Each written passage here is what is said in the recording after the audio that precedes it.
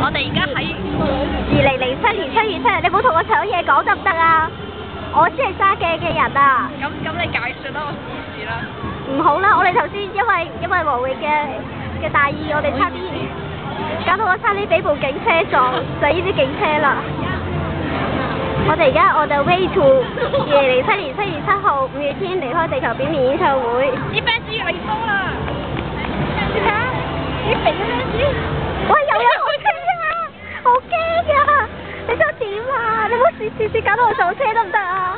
有啲車會向左你行嘅。我點知啊？你太招搖啦！我有手鏡。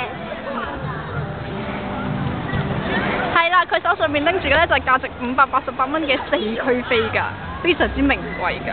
VIP。Yes。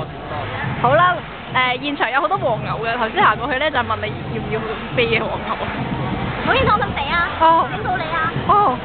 好啦，今日睇下 Natalie 全新嘅打扮啦。首先係一條全新嘅碎花呢裙轉一圈，跟住下面係一條非常之有型嘅牛仔褲。佢講咩啊？頭先有